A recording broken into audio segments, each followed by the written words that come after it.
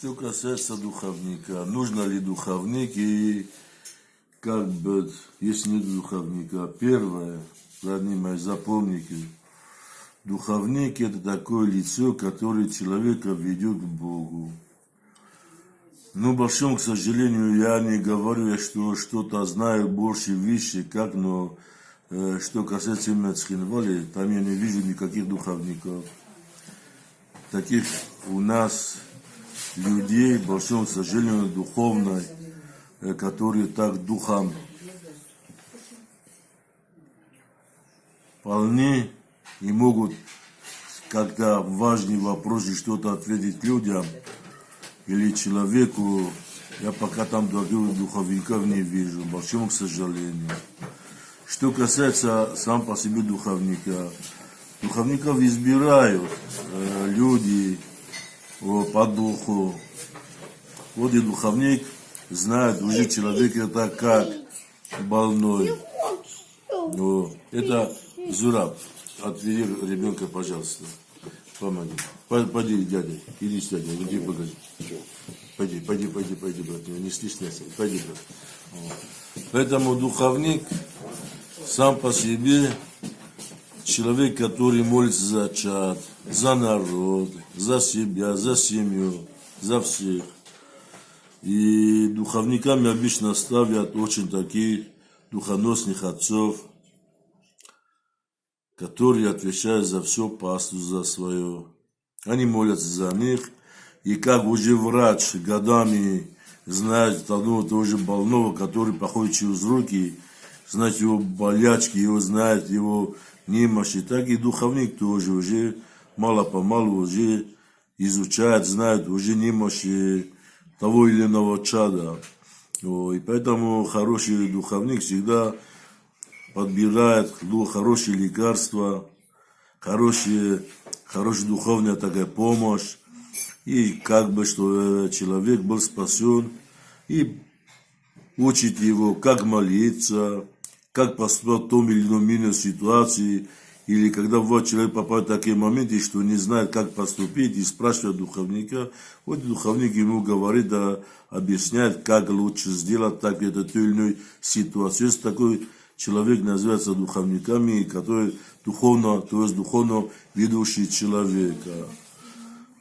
Поэтому, а сам по себе, большому, к сожалению, у нас в городе таких духовников нету. Большому, к сожалению. Поэтому, что касается всегда, если что-то с таким моментом, что хотите, даже вам, если нужно угодно будет Богу, даже ребенок вам скажет правду. Устами ребенка, и вы услышите правду. Поэтому, что есть. Вот, слава Богу, у нас есть сейчас в Цхинвале отец Сергий. Когда какие-то у вас будут такие духовные вопросы, помолитесь, как попросите Бога помощи, скажите, Господи, помоги мне, что вот подойду к батюшке и задам ему этот вопрос, помоги мне, Господи, и скажи мне через него, что он нас сказал волю Твою, чтобы я знал. И подойдите этой молитвой священнику и скажите ему то и то, вот такое. И что вам священник скажет, так поступайте. И я думаю, не согрешите, потому что вам все равно, слыша ваши молитвы, Бог пошлет через него вам, что сделать, как лучше поступать в той или иной ситуации. А что касается, является ли духовником, не знаю. Вот отца Кирилла, когда спрашивали, что, батюшка, у вас по всей России больше 50 тысяч человек, которые говорят, что являются вашими духовными чадами, как вы успеваете за них молиться? И он сказал, у меня только 3 чада, у меня 3 чад, только даже в монастыре. И остальное то, что я за них молюсь, и почитаю, и исповедаю, так, да.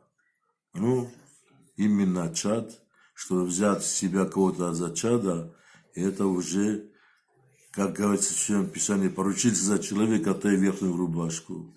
Это очень-очень серьезное дело. Духовник уже берет на себя всю ответственность за чад, но порой, извините, не духовник бывает виноват, а посмотрим, каждый ребенок, каждый дитё своих родителей слушает, не слушает. Так и здесь тоже духовник. Если и чадо его не слушает, и он говорит, он тоже и не слушает его, какие они чада. Они не чада, они просто халявщики. Вот. Другим словом их не назовешь. Вот поэтому чада являются тогда, когда слушают своего духовника, отца-наставника. Я думаю, наставники плохому ничего не научат. Вот такой ответ. Какие вопросы?